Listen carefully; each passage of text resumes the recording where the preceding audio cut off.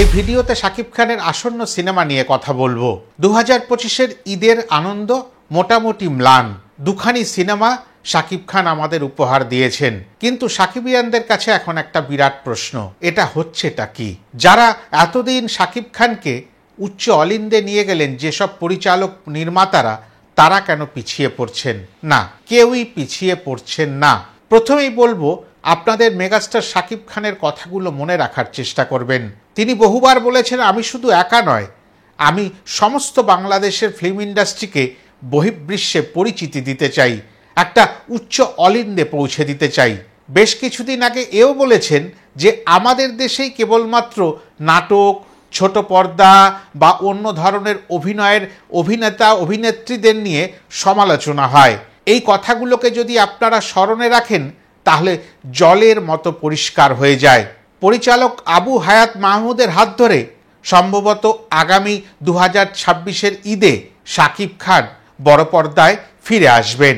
তবে এও বলে দেওয়া যায় না 2025-এর বাকি 6 মাস আর আগামী ঈদ আসার আগে 2027-এর যে অংশটা থাকবে, এই সময়সীমার মধ্যে কোনো শাকিব খানের সিনেমা আসবে না। আমরা গতবার দেখেছি যে অনন্য মামুনের হাত ধরে শাকিব খান অসময়েও এসেছিলেন। তবে শাকিব খান কিন্তু চান নতুন পরিচালক, নতুন নির্মাতা, প্রযোজক তাদের নিয়ে কাজ করতে, তাদেরকে সুযোগ করে দিতে যে নতুন প্রজন্ম নতুন ভাবনা নিয়ে, নতুন গল্প নিয়ে, নতুন কন্টেন্ট নিয়ে, নতুন ঝাঁজ নিয়ে, নতুন টেকনোলজি নিয়ে নতুন কিছু করে দেখাবে। আর এই সুযোগ একমাত্র শাকিব খানই করে দিতে পারেন। এবার আসি আসল কথায়। আগামী ঈদে once upon a time in Dhaka এই নামে একটি সিনেমা আসতে চলেছে। এই সিনেমার চিত্রনাট্য লিখেছেন মেজবাউদ্দিন সুমন। তবে এই নামখানার পিছনে কয়েকটি বক্তব্য আমার রয়েছে, যেটা আমি গতকাল থেকে একটু বোঝা বা ব্যাখ্যা করার চেষ্টা করছিলাম। আমি একটু সারা পৃথিবীর সিনেমার পিছনের ইতিহাস ঘেটে দেখছিলাম। Once upon a time in বলে প্রচুর সিনেমা এসছে।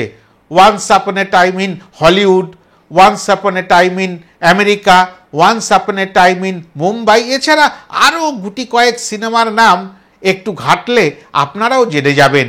আর ওই ইউনিভার্সেই আবু হায়াত মাহমুদ ভাই ঢুকতে চাইছেন।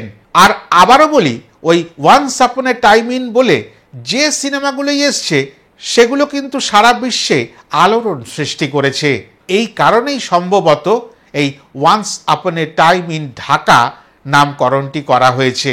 আপনাদেরই সামাজিক মাধ্যমে একটু দেখতে পেলাম এই গল্পের আঁচ।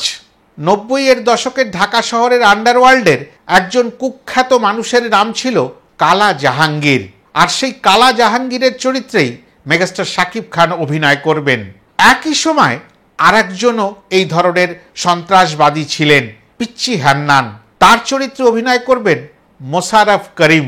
বাংলাদেশের বিনোদন জগতের কথা উঠলে যে কয়েকজনের নাম বহির্বিশ্ব জানে, শাকিব খান সহ মোশাররফ করিমের নাম কিন্তু সেই মানুষগুলোর মধ্যে আসে। আর এই কারণেই বহির্বিশ্বে মূলত সিনেমাখানিকে তুলে ধরার জন্য এই নামকরণ আর এই ধরনের অভিনেতাদের একসঙ্গে নেওয়া হয়েছে। সঙ্গে রয়েছেন আপাতত যে নামটি উঠে আসছে এপার বাংলার মধুমিতা সরকার। তিনিও আমাদের বাংলা সিনেমার ইতিহাসে এই মুহূর্তে একজন উজ্জ্বল নক্ষত্র ধরে নেওয়া যায়। প্রচুর সিনেমা এমন রয়েছে বিগত কয়েক বছরের মধ্যে যেই সিনেমাগুলো হিট, সুপারহিট। যেহেতু এটা একটি পিরিয়ড সিনেমা, পাশাপাশি অ্যাকশন, থ্রিলার, রোম্যান্স, ভায়োলেন্স এই প্রত্যেকটি কিন্তু নিশ্চয়ই করে জুড়ে থাকবে। রোজা ঈদে once upon a time in Dhaka থাকলেও কুরবানি ঈদে কিন্তু সম্ভবত ওই হৃদয় ভাই থাকবেন। আবারও বলি, মাথা ঠান্ডা করে অপেক্ষা করুন। আমাদের কাজ একটাই, অপেক্ষা করা সুদিনের জন্য। আমরা শাকিব খানকে দিয়ে দেখেছি অনেক পরিচালক, প্রযোজকরা সঠিকভাবে ব্যবহার করতে পারেননি।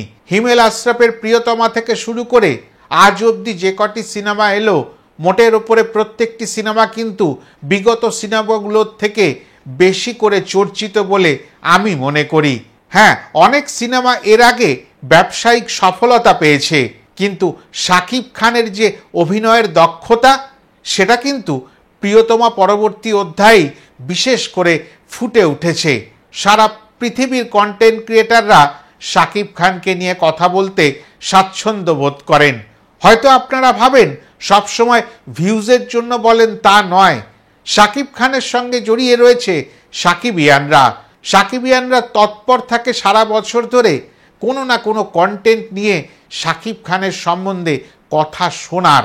আর এই ইচ্ছা, এই তৎপরতা, এই ভালো লাগা, এই ভালোবাসা, এই সব কিছু মিলিয়েই কিন্তু কন্টেন্ট ক্রিয়েটারদের ক্রিয়েশন তৈরি হয়।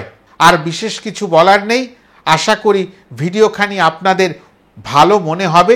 যদি ভালো মনে হয় তাহলে লাইক, কমেন্ট, শেয়ার যেভাবে করেন নিশ্চয়ই করবেন।